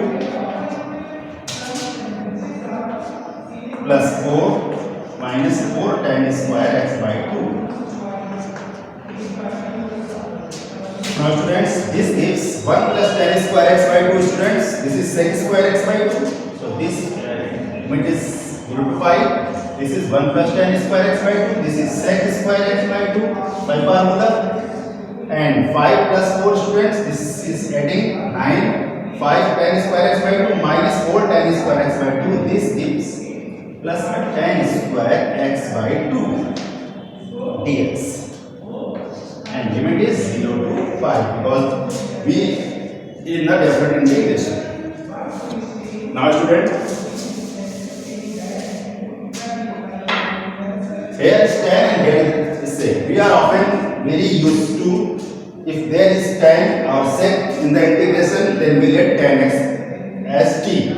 So taking this tan x value as t. So I is 0 to pi sec square x by 2 upon 9. You can write 9 as 3 pi square plus tan x by 2 square, that is tan x by 2 whole square dx. Now let tan x by 2 is equal to t because here is sec. So tan x by 2 is t. Then differentiate students. Tan x, differentiate tan x. This is x. So sec square x by 2. Again differentiate this. So here is 1 by 2. X by 2 is differentiation 1 by 2 students. So dx is equal to dt. Here only sec square x by 2 dx. So sec square x by 2 dx is 2 dt students. So we can write here 2 dt. Now limit will also change because the variable we have to change. So when x tends to 0, students x की value 0 यहाँ put करेंगे, then there implies t is equal to tan 0. So t is tan 0. So t is 0. X tends to 0, t tends to 0. Now upper limit of x is pi. So here you put pi.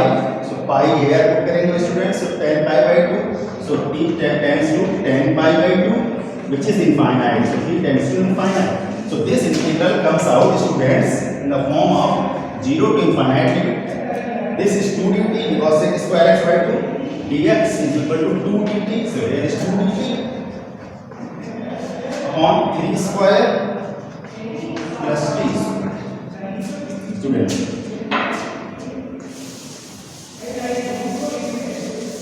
So this gives students I equal 2 is outside the integral sign because this is constant. So 0 to infinite dt upon 3 chi square plus t chi square. And we know that formula integration 1 upon a square plus x square dx is equal to 1 upon a tan inverse x upon a. So use this formula in here. So this is 1 upon a is 3, 1 upon 3, tan inverse t upon 3. And limit is 0 to infinite. Try the limit students. First apply upper limit. So tan inverse infinite upon 3 which is infinite minus tan inverse lower limit 0 here to 0 upon 3 that is 0. So infinite is a value in the tan is tan pi by 2. So you can write here tan pi by 2 and minus 0 is tan 0 which is 0. So tan inverse cancel student, this is 2 by 3 pi by 2. So 2 to cancel student pi by 3. So this is the value of this integral that is given 0 to pi dx upon 5 plus 4 cos x. Now students, take another example.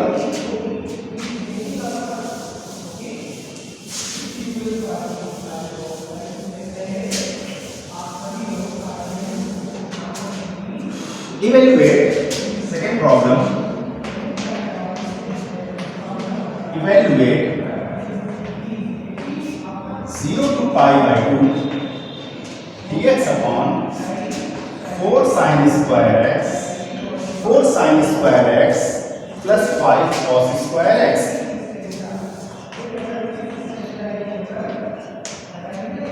So student, we have to evaluate this integral in the limit 0 to pi by 2.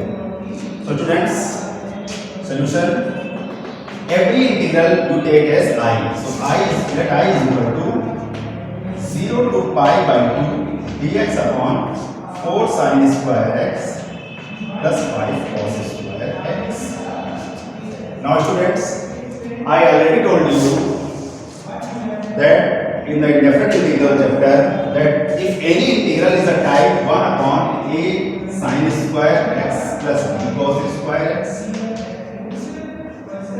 or integral 1 upon a cos square x plus b or integral 1 upon a sin square x plus b dx. You can divide numerator and denominator in integral by cos square x or sin square x. So students, if this type of integral you have, then you divide both numerator and denominator by cos square x. So numerator there is 1, so divide by cos square x. This obtain as 1 upon cos square x. Cos square x को divide कर रहे हैं हम लोग, तो this is gives cos square x 1 upon cos square x, which is sec square x students, upon here we will find tan square because sin upon cos there is tan square x and there is pi. You can write in numerator divide numerator and denominator by cos square x. In these type of problems, you should follow these procedures. So here is tan and here is sec. If in any integral there is tan and there is sec square, so you have to let tan x is t. Now you can write this as 0 to pi by 2 sec square x. 4 students common ले लेते हैं students, तो ये हो गया हमारे पास students tan square x plus here is pi by 4.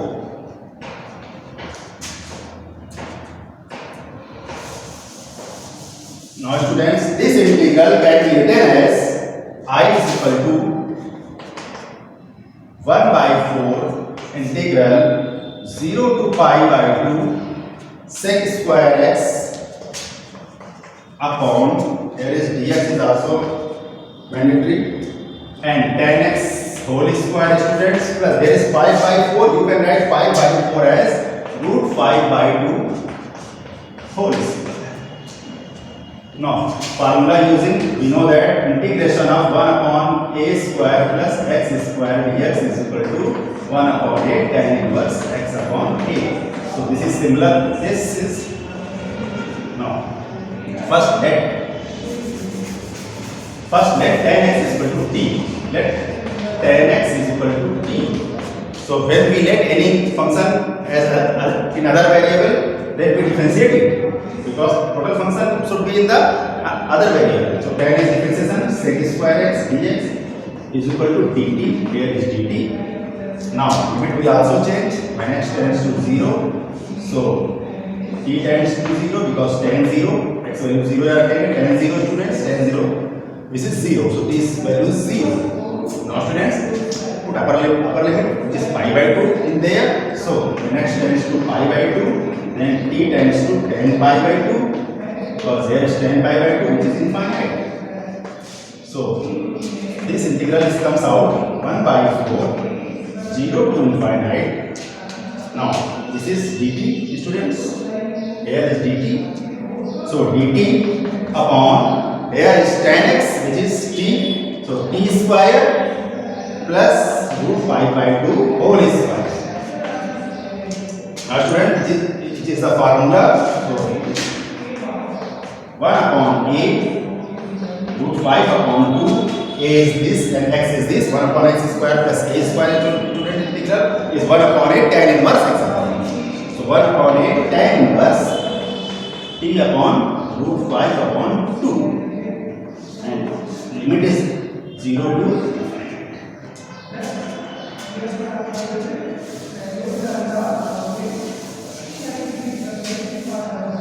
now students solve this. So I is equal to 1 by 4 into 2 upon root 5. So first apply upper limit which is infinite. Here you apply infinite upon root 5 upon 2. So tan inverse infinite is there. Minus when you apply 0, 0 upon something is 0 minus tan inverse 0. So this comes out 1 upon 4 into 2 upon root 5. Infinite value is tan pi by 2 in the 10 terms. So tan pi by 2. So tan inverse tan pi by 2 student minus 0. So tan inverse consider student which gives pi by 2. 1 by 4. 2 by root 5 into pi by 2. You can see students which gives pi upon 4 root 5. Which is the answer of solution of this definite integral problem.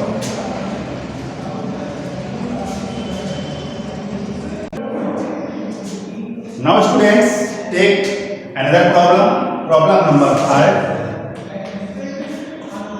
Evaluate 0 to pi by 2 root tan x plus root cot x dx. Students, we have to evaluate this definite integral value by using substitution. So that I is equal to, let I equal students, right, given integral which is 0 to pi by 2 root tan x plus root cot x. Now student, convert these in sine and cos term. So we have to write this integral as root tan x is root sin x upon root cos x, and there is root cos x upon root sin x.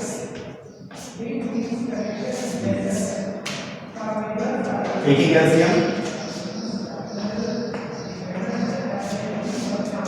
So student, this gives root cos x and root sin x. You can take in only one root, multiply it. So this is root cos x into root sin x. Now here is root cos x, cancel root sin x, multiply it into sin x, and here you write cos x. So this integral as comes out in this form. Here is sin x and cos x students. If we multiply here 2 under the sign of square root, then this comes out sin 2x. So multiply and divide numerator and denominator by root 2 to convert this is as a formula, because आगे बच्चे हमको इस फार्मूले sin 2x बनाने के बाद हमको इसको सॉल्व करने में आसानी होगी. This integral become easier to solve. Now so this integral comes out 0 to pi by 2, multiply and divide root 2. So root 2 multiply students, numerator sin x plus cos x, and denominator 2 cos x sin x. Understand students? This step we multiplied numerator by root 2. Here is root 2 and here is under the root square there is also root 2. So this comes out as formula. So I is equal to 0 to pi by 2. Root 2 is comes out as outside the integral sign because this is a constant students. So here you can write root 2 and sin x plus cos x upon this is sin 2x. This is also a problem in the body in the examination. This is also a problem. Okay, in this form there is a problem is also possible. Now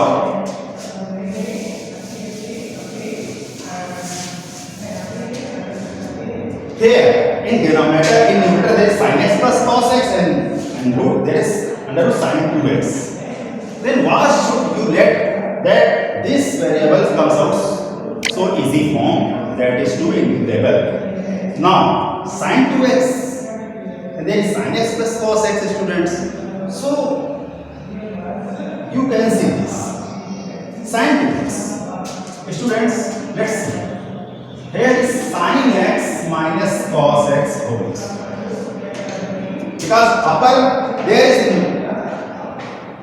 we can let that say that this is as after differentiation, this is also fine. So sin x minus cos x whole square, student, is equal to, we let sin square x plus cos square x minus 2 sin x cos x. And this is sin 2x and this is 1, so 1 minus sin 2x, sin x minus cos x whole square. So sin 2x is 1 minus sin x minus cos x whole square. See this. We can write sin 2x as this form. Why?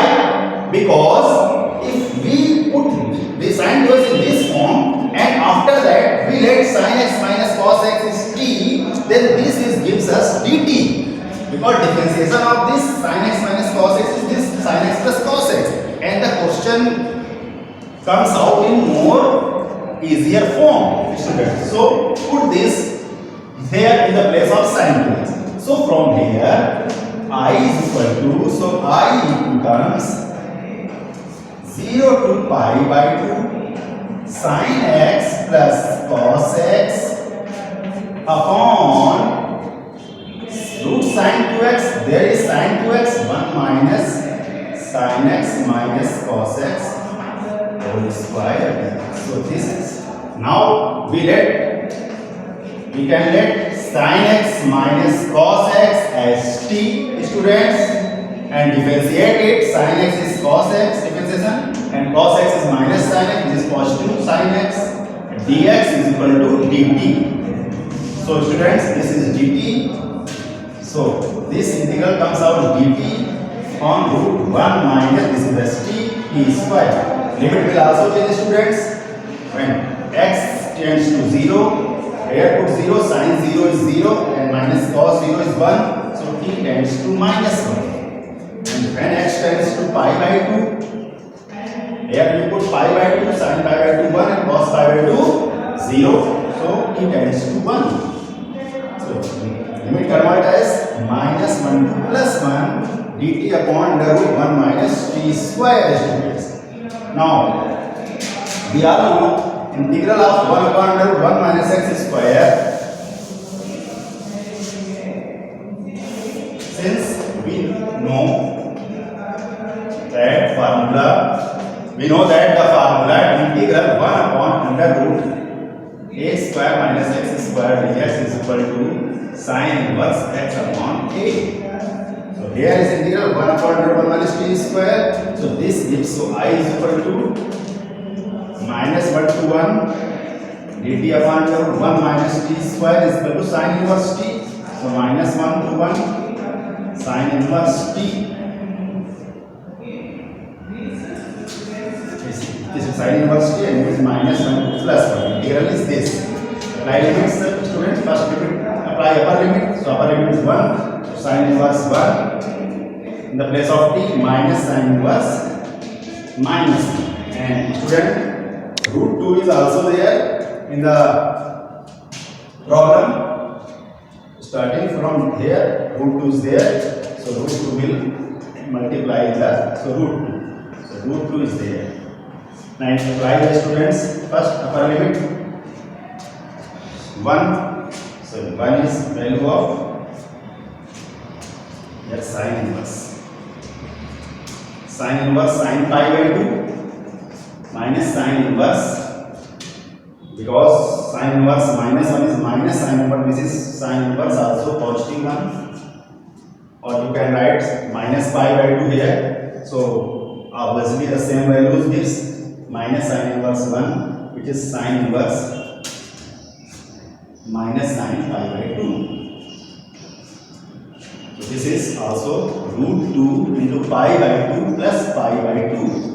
So this gives pi root 2. So this is the solution of this given definite integration problem with the help of substitution method.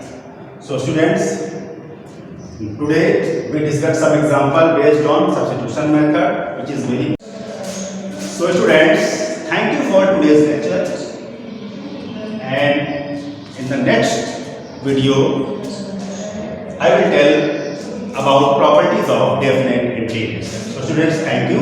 Have a nice day.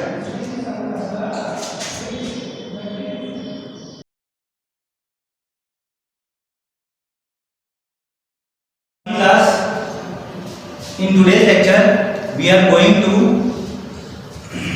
start the topic distance of closest approach derivation. Distance of closest approach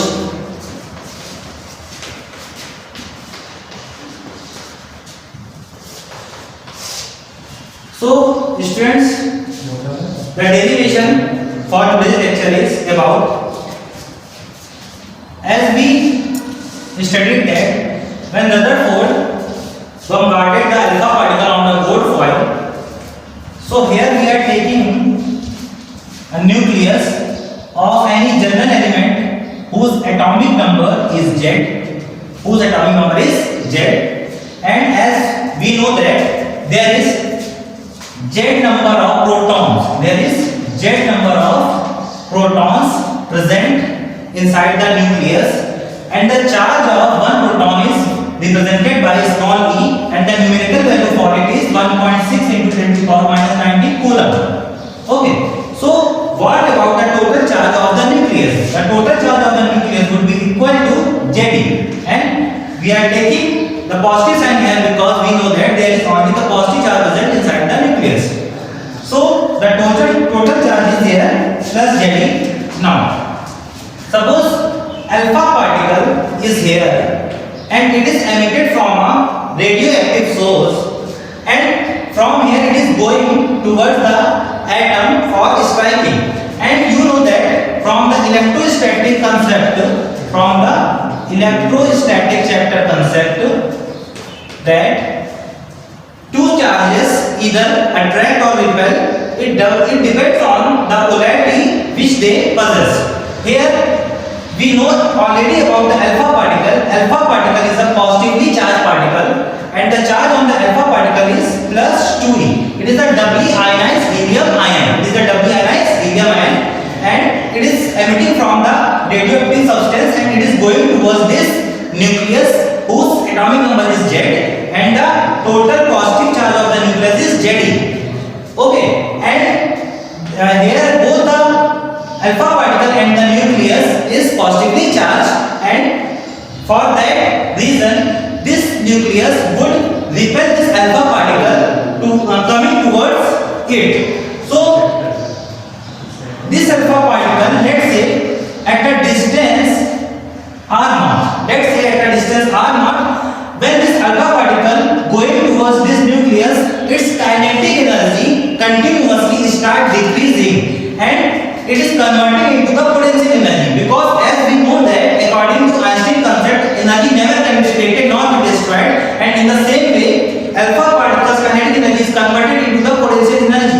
So we are assuming that at a distance r0, which is the closest distance from this nucleus of element of atomic number Z, here the alpha particles finally stop, and the alpha particle is stopped at this distance when its total kinetic energy is converted into the potential energy, and after that this nucleus start repelling it, so it started coming back towards its initial position. So we are going to define the condition here that the kinetic energy total possessed by this alpha particle here is converted when into potential energy at this point, then the alpha particle stop further moving towards the nucleus. Now in the chapter number 2, electric potential, we have know that the potential energy of the charges of two system of charges U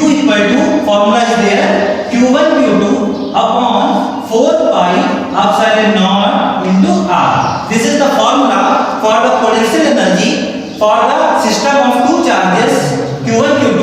Suppose this is a charge number 1 q1 and this is the charge number 2 q2, and both are separated by the distance r. Then the potential energy possessed by this charge, this system which is consists of two charges q1 q2 is found by this formula. We have q1 q2 upon 4 pi epsilon. In the same way here we have two charges, first one is alpha and second one is this nucleus.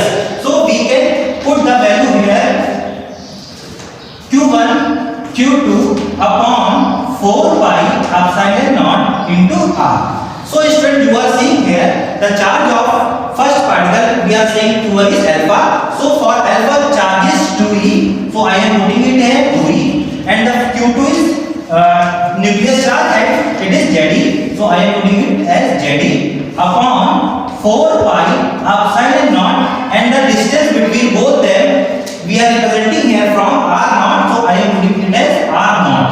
So k is what? K is equal to 2e Ze upon 4 pi epsilon naught into r naught. From here we can find the formula for distance of closest approach r naught in terms of kinetic energy, and it is r naught equal to, you are seeing here 2 Ze square upon 4 pi epsilon naught k. This is our final derivation of the topic distance of closest approach in terms of kinetic energy. So I think you have clearly observed this topic and you have understood it very well. Now we are going to start the Bohr's atomic model, and as I told you in the previous lecture that Rutherford given its model, and there is some drawback present in the Rutherford model and which was cleared by the Bohr model. So I am going to represent the Bohr atomic model so that you can clearly understood the concept and the drawback cleared by the Bohr. So next topic is Bohr's atomic model here. So I am starting with Bohr's atomic model. Bohr's atomic model. As I told you students that Rutherford could not explain the stability of the atom. So here Bohr told a simple concept that about the stability of atom, about the stability of the atom, stability of atom. Bohr told that the electrons, Bohr told that electrons revolve only in those orbit where the angular momentum of the electron is integer multiple of h upon 2 pi. The angular momentum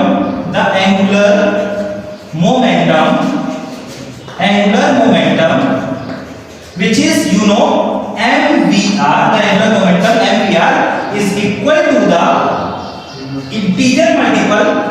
Here I am taking the symbol n of h upon 2 pi, integer multiple of constant value h upon 2 pi. In that orbits electron move and revolve. So according to Bohr, the stability condition for the atom is this, that the angular momentum of the electron is mvr equal to integer multiple n of h upon 2 pi. Here h is what is h is Planck constant. H is Planck's constant, and the value of h is equal to 6.6 into 10 to the power minus 34 joule second. Now value of n equal to 1, 2, 3 and so on. So I think you have stability condition for the atom according to Bohr, and the second one is according to Bohr, when the electrons revolve in the stable orbit, it doesn't radiate energy in the form of electromagnetic waves. So when electrons move in stable orbits defined by this condition, mvr equal to h upon 2 pi, in that orbit electrons don't lose don't lose its energy, don't lose its energy in the form of electromagnetic radiations, in the form of electromagnetic radiation. And the third point for the Bohr model is what? The third point is, student, is that suppose this is the nucleus, Z, atomic number, Ze, total charge of the nucleus. This is the first stable orbit. This is the next stable orbit. So here the energy possessed by the electron in this orbit is E1. I am putting it at E1. Here the energy possessed by the electron is E2. So suppose electron is moving in this orbit, and from externally, suppose by the light, electrons is absorbing the energy in the form of light, and the energy possessed by this photon is sufficient to move this electron from this orbit to higher orbit, suppose there. So electron, after gaining the energy from this photon, is able to jump from its stable orbit to higher energy orbit, and here, after reaching here, electron doesn't stay here forever. It resides there only for 10 to the power minus 8 seconds. 10 to the power minus 8 seconds, and after that electrons radiates its energy again in the form of electromagnetic waves and comes into its stable orbit. So we can say that if this is the photon, then we know that energy possessed by the photon is h nu. So we can say that h nu is equal to the difference between the energies, that is E2 minus E1. If photon which is going to give the energy to the electron is possessing this much energy, then only electron absorb that energy and make the transition from its stable state to higher energy state. So from this condition you can find the frequency of the photon which is going to hit the electron. So nu equal to what? E2 minus E1 upon h. So this is all about the Bohr's atomic model. Important points here. So I think you have clearly observed all these conditions and all the lecture for today, and we will meet in the next lecture. Thank you, students.